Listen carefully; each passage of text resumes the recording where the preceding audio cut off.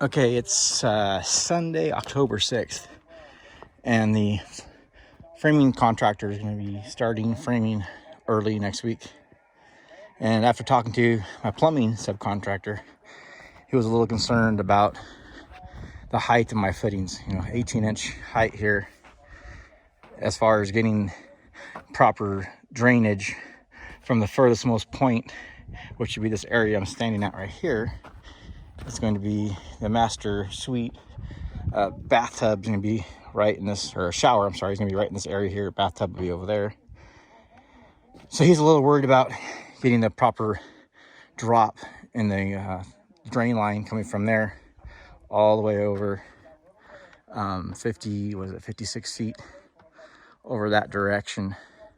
So what I've been doing this afternoon is digging a trench so we can come from the highest point here, get our proper angle going down. What I'm doing is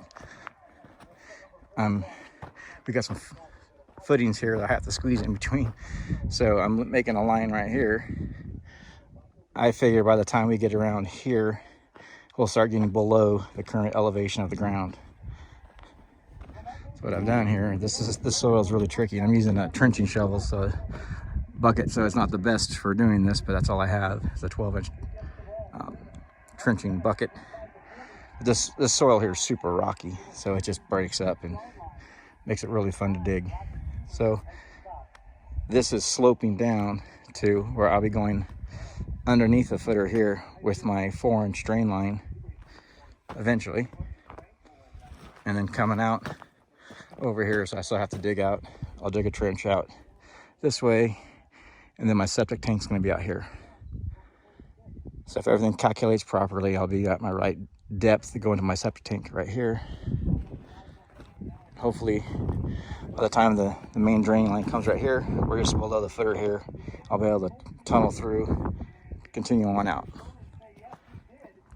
So that's where I'm at right now on October the 6th.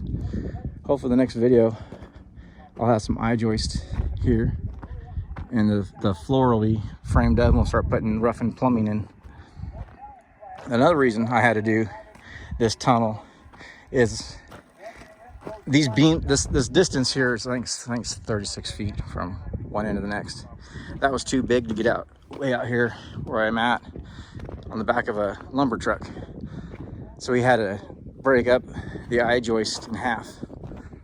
So we're gonna have a LVL beam going halfway through, which is about right here, underneath all the I-joist, the full length of the house, hitting all these footers here, landing on there. So my I-joist will be sitting on top of this LVL beam.